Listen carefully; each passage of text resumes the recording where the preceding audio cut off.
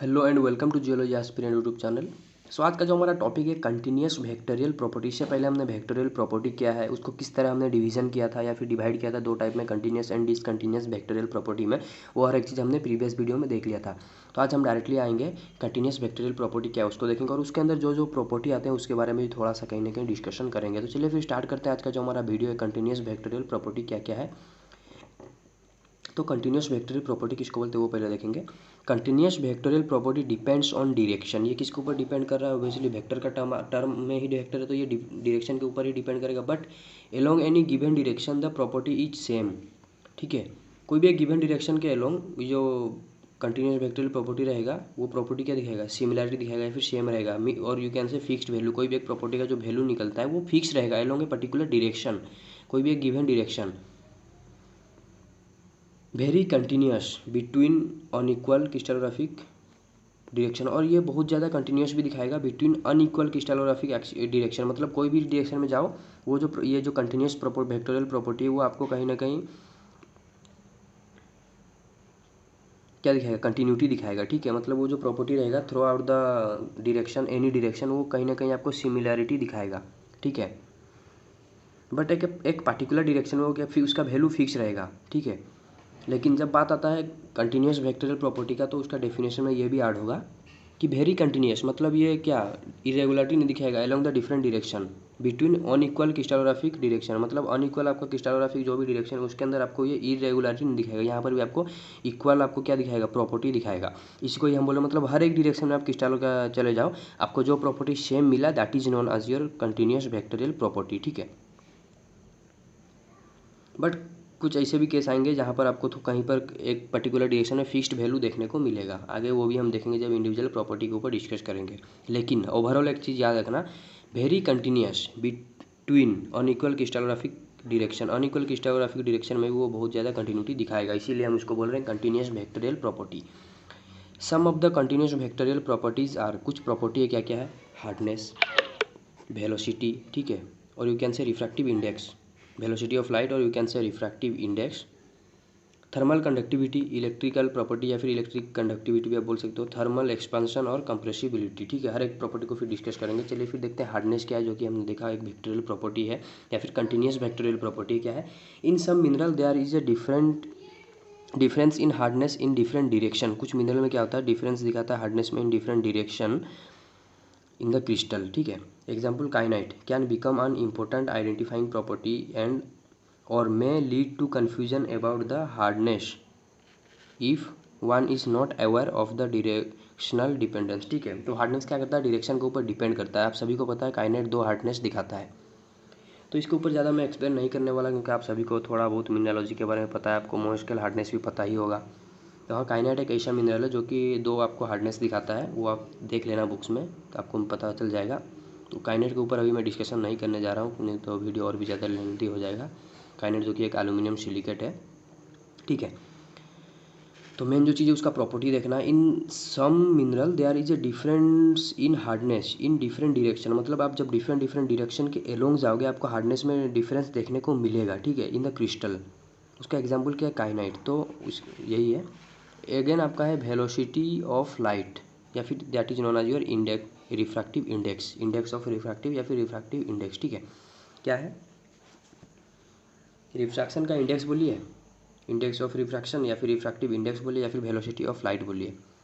All mineral except those in the isometric system. हर एक mineral, लेकिन किसको छोड़ के? जो भी आइसोमेट्रिक क्रिस्टल सिस्टम में क्रिस्टलाइज हो रहा है। अब आइसोमेट्रिक क्रिस्टल सिस्टम क्या है वो भी हम देखेंगे। ठीक है, अपकमिंग वीडियोज़ में। The velocity of light is different. ठीक है, इन ऑल मिनरल। ठीक है, ऑल मिनरल में except isometric system, all mineral में क्या हो रहा है? The velocity of light in different as the light travel along different direction in the crystal.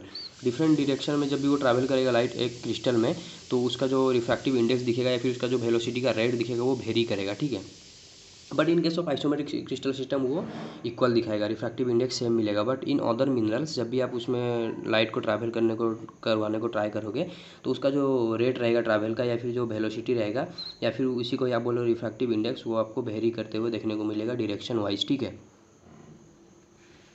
Refractive index is defined as the velocity of light refractive index किसको बोले, velocity of light in a vacuum divided by the velocity of light in the mineral. Vacuum में जो भी आपका velocity है divided by velocity जो भी mineral में रहेगा लाइट का, उसी को हम बोल रहे हैं रिफ्रैक्टिव इंडेक्स, ठीक है, RI। Because the velocity of light depend on direction, तो लाइट का जो वेलोसिटी वो किसके ऊपर डिपेंड कर रहा है, डायरेक्शन के ऊपर डिपेंड कर रहा है in crystal except isometric crystal system. The refractive index will also भी डिपेंड ऑन डायरेक्शन, तो रिफ्रैक्टिव इंडेक्स भी आपका डायरेक्शन के ऊपर डिपेंड कर रहा है, that is known as your vectorial property, और you can say continuous vectorial property. तो नेक्स्ट देखते हैं और भी कुछ जो प्रॉपर्टी है। Next property is your thermal conductivity. Thermal conductivity क्या है वो भी चलिए देखते हैं। The ability of a material to conduct heat, कोई भी एक मटेरियल का हीट कंडक्ट करने का एबिलिटी को ही हम बोलते हैं thermal conductivity.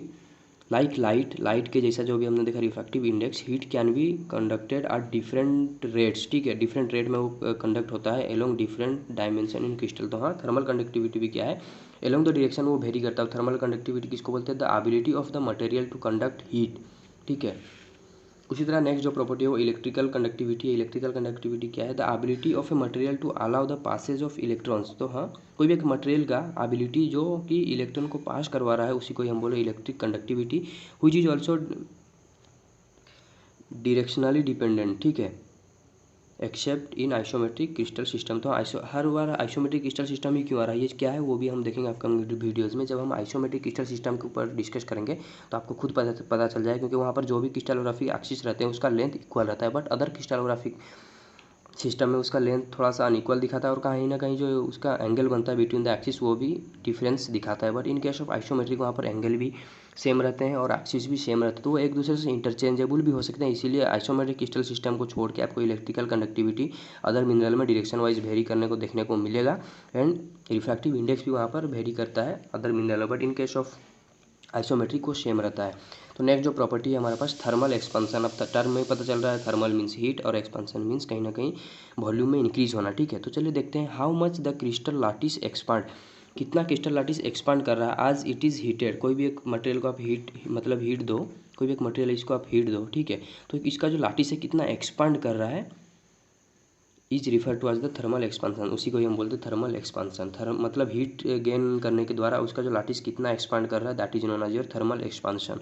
Some crystals expand more in one direction, कोई भी कुछ क्रिस्टल क्या होते हैं एक ही डायरेक्शन में ज़्यादा एक्सपांड करते हैं देन अदर्स, दस thermal expansion is a vectorial property. तो इसको भी हम एक कंटिन्यूस वेक्टोरियल प्रॉपर्टी बोल सकते हैं, या फिर वेक्टोरियल प्रॉपर्टी आप उसको बोल सकते हो। और एक है कंप्रेसिबिलिटी। नेक्स्ट जो प्रॉपर्टी है आपका कंप्रेसिबिलिटी। तो कंप्रेसिबिलिटी किसको बोलते हैं, compressibility is a measure of how the lattice is reduce.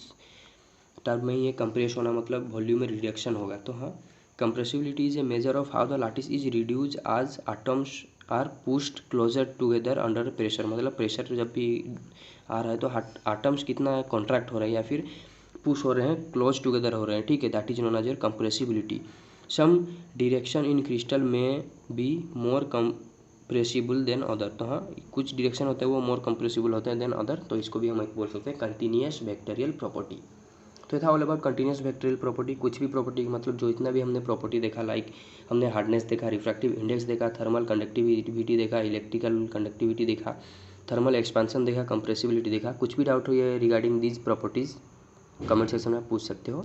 Thank you for watching.